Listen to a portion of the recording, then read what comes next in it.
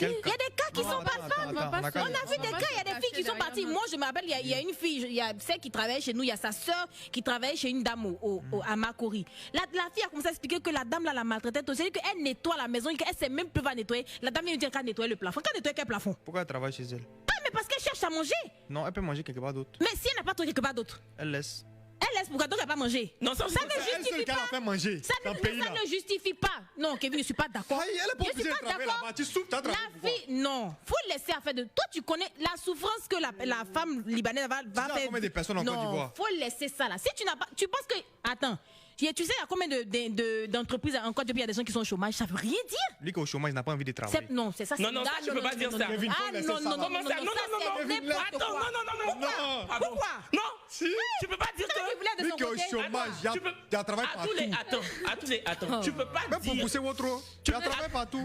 Tu peux pas dire aujourd'hui en Côte d'Ivoire qu'un Ivoirien qui baigne dans le chômage, c'est parce qu'il n'a pas envie de travailler. Ça, je peux pas te laisser dire. Je mange plus shawarma même.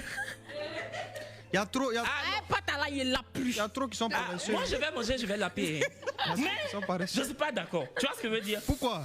Non, parce que, excuse-moi. Si toi tu te lèves maintenant, tu n'as pas de travail, tu t'en par exemple à 13 villes, tu te promènes dans rue 12 là, pour te demander dans les magasins là, ils cherchent travail, même si c'est n'importe quel travail il est fait, pour manger là, tu vas travailler. Non, tu peux pas dire ça. Tu vas travailler. Excuse-moi, toi. Alors on prend quelqu'un qui travaille pas, on va partir et puis toi on va filmer. D'accord, mais c'est facile pour toi de dire ça, tu sais pourquoi?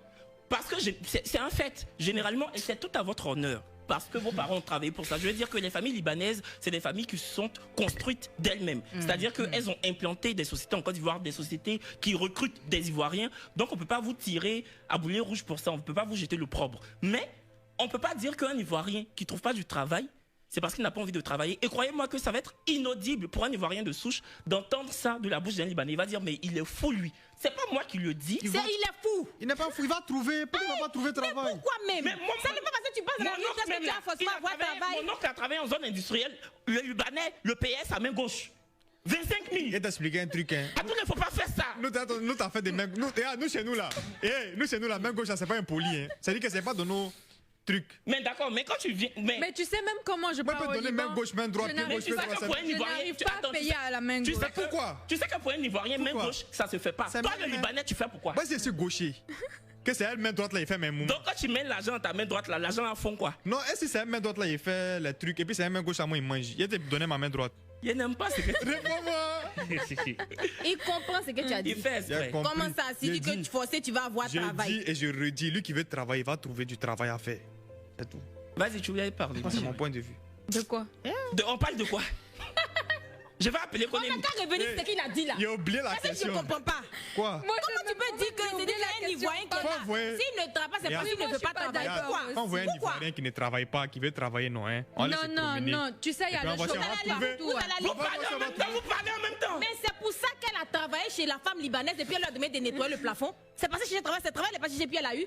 Souvent là, tu es quelque part. C'est parce que tu n'es pas dans. Elle va laisser le travail qu'elle a. Toi, tu sais pas la femme, elle a quoi? Peut-être qu'elle a son enfant, elle doit s'occuper de son enfant. Elle va laisser le travail alors qu'elle n'a pas encore trouvé un autre travail. Donc elle attrape son enfant. C'est vrai aussi. C'est qu'elle cherche pas bien. Laissez Bouba parler. Depuis elle s'est pas exprimée. Soyez gentil. Vas-y, Bouba. Si tu veux bien voir aussi, les filles dans la rue là, qui se vendent là, il y en a beaucoup qui n'aiment pas se vendre, mais c'est pour gagner de l'argent. Gagner quoi? Elle peut pas trouver, elle peut trouver travail.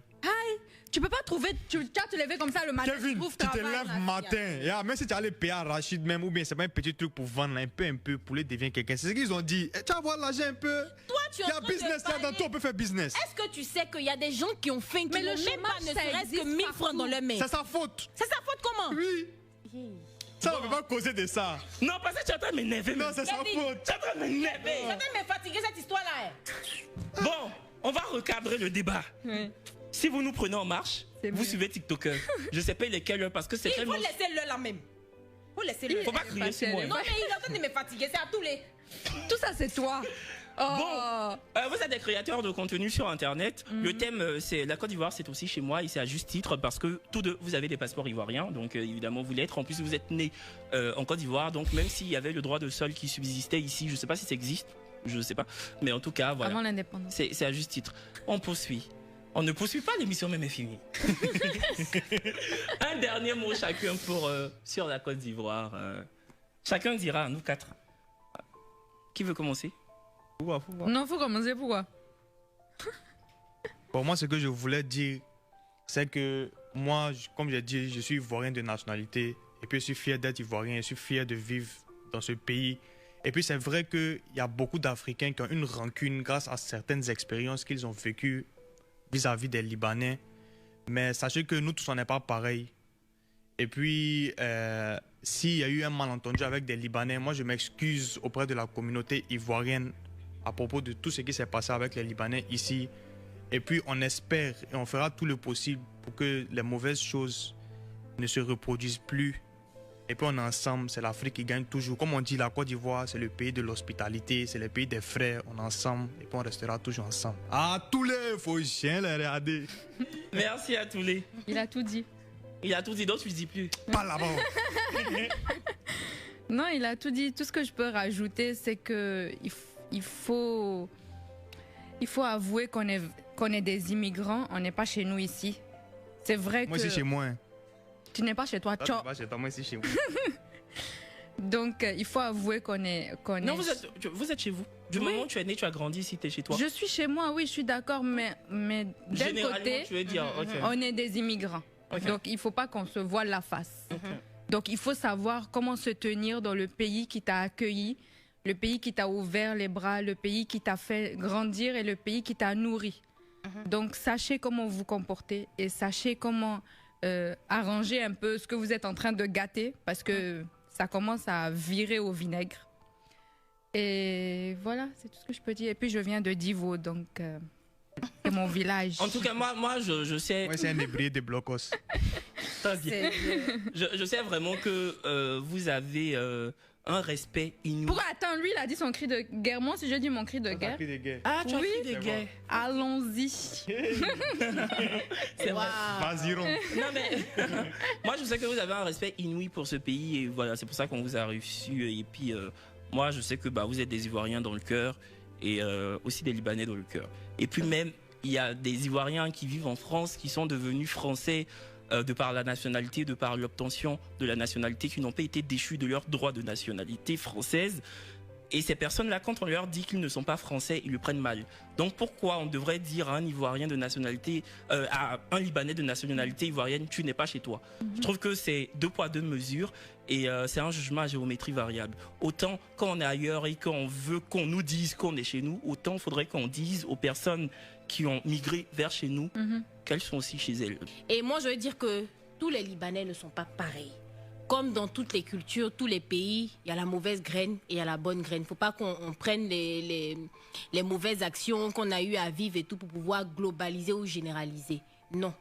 Mais je vais revenir sur ça là. On n'est pas planté. Ce n'est pas parce que, c'est pas parce que tu es paresseux que tu es au chômage. Les gens qui sont au chômage là, ils n'ont pas décidé d'être au chômage. Donc ne laissez pas quelqu'un qui va venir vous dire ça.